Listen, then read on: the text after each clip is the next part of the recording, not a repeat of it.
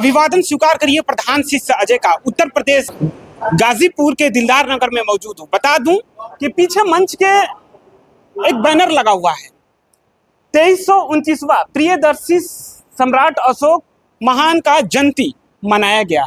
इससे पहले अशोक दिखाई नहीं देते थे, बड़ा प्रचलन में है 10 से 15 साल 20 साल के एवज में। ऐसा क्यों? कारण यह है कि अशोक को जानने वाले इधर विगत 15 से 20 वर्षों के अंदर जो अशोक के प्रशंसक थे वो एक्टिव हुए हैं, सक्रिय हुए हैं, और उनकी सक्रियता की वजह से ये सब सारी चीज़ों को देखने को मिल रही है। और एक बात जान लीजिए कि जिस समाज में, जिस देश में, जिस धर्म में, जिस संप्रदाय में अगर उस समाज के लोग जितना ही सक्रिय होंगे उसका उतना ही ज़्यादा विकास होगा। तो कारण यही है कि सम्राट अशोक विगत 15-20 वर्षों से इसलिए अप्रासंगिक हैं कि उनके समर्थक जो भी हैं वो इधर सक्रिय हैं और सम्राट अशोक पर शोध कर रहे हैं, और इस शोध का परिणाम है कि सभी लोग सम्राट अशोक में रुचि ले रहे हैं। आपने एक बहुत ही अच्छा जैसे एग्जाम्पल सेट किया, जैसे कि लास्ट में जो अशोकाष्टमी आज है, इस पे बड़ा एक बहुत अच्छे से आपने, जैसे कि कल आज अष्टमी है, कल नवमी है, कल हमारी माँ और बहनें आज फास्ट रहेंगी, कल पूजेंगी, पूजा होता है, इसमें बड़ा एक अच्छा एग्जाम्पल सेट किया गया। क्यों? दरअसल क्या है कि सम्राट अशोक का कार्यकाल बहुत लंबा रहा है और उन्होंने ऐसे कार्य किए हैं कि वो चीज़ें पीढ़ी दर पीढ़ी एक दूसरे के संस्कारों में प्रवाहित हो गई और आज तक वही चीज़ें चल रही हैं।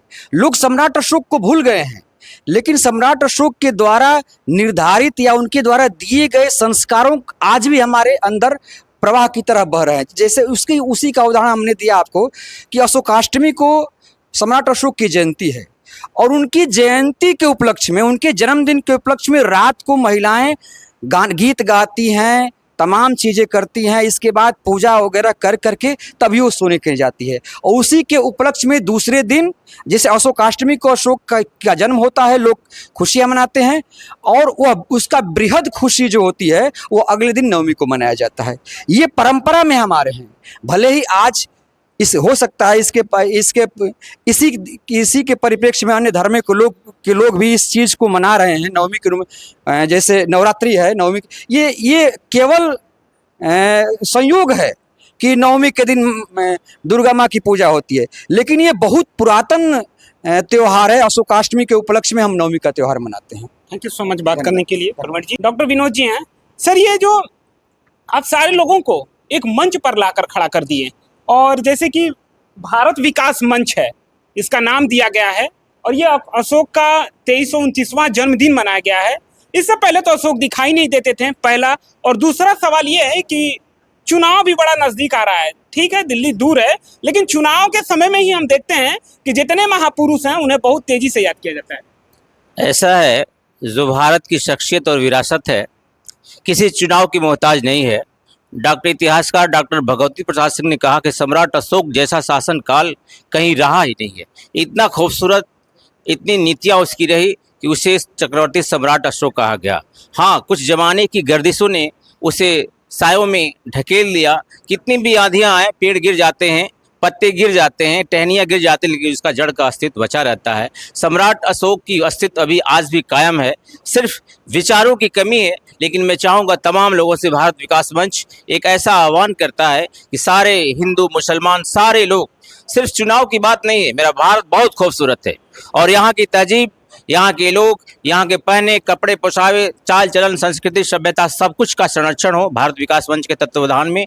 और जब इंसान, व्यक्ति और युवा की सोच बदलेगी तो सिर्फ चुनाव से उसका मकसद नहीं रह जाएगा। हर व्यक्ति, हर इंसान, हर कौम अपने का प्रयास करेगा। जो इतिहास पढ़ेगा, जो बुद्धिजीवी होगा, वो निश्चय रूप से अपनी संस्कृति और सभ्यता और जागीर के लिए संघर्ष करेगा। और उस संघर्ष में सम्राट अशोक सिर्फ एक ही जाति के नहीं है, उनकी नीतियां आज तमाम लोगों की है।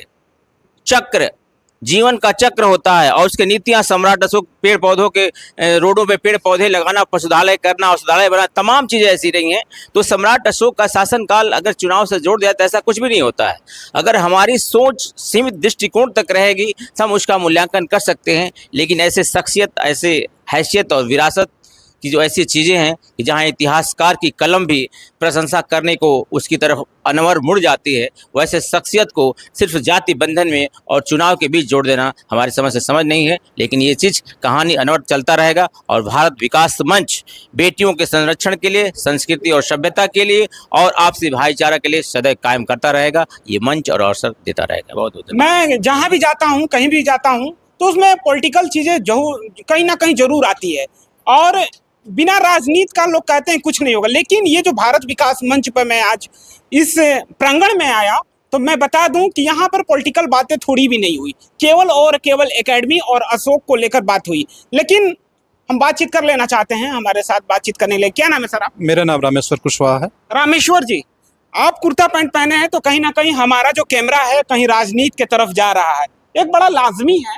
देखिए, मेरा कहना है साफ साफ है कि जैसे आज सम्राट अशोक जयंती है, जाने अनजाने में ऐसा नहीं है कि सम्राट अशोक को कोई नहीं जानता है। मेरा मानना है का यही सत्य भी है कि अगर सम्राट अशोक को निकाल दिया जाए तो भारत की पहचान भी नहीं बचेगी। आज जितने भी हमारे आर्मी के या आईपीएस हमारे ज़िले में सब लोग देखते हुए, उनके जो कंधे पे जो चमकता है वही स्टार है, वही सम्राट अशोक की पहचान है। हाँ, हो सकता है कि हम उनको न जान पाएँ, अलग बात है। और जो अभी हमारे सामने एक तिरंगा दिख रहा है, वहाँ आप देख रहे हैं कि वहाँ भी धम्मचक्र साफ साफ। तो भारत की पहचान में एक लाइन में अगर सम्राट अशोक नहीं है तो भारत के लोगों को या भारत के राष्ट्राध्यक्ष को भी विदेश में कहीं भी कोई पूछने वाला नहीं मिलेगा। यानी अशोक से ही भारत की पहचान है, पहले भी और भविष्य में भी इसी तरफ से सम्राट अशोक चमकते रहेंगे। Thank you so much sir बातचीत करने के लिए।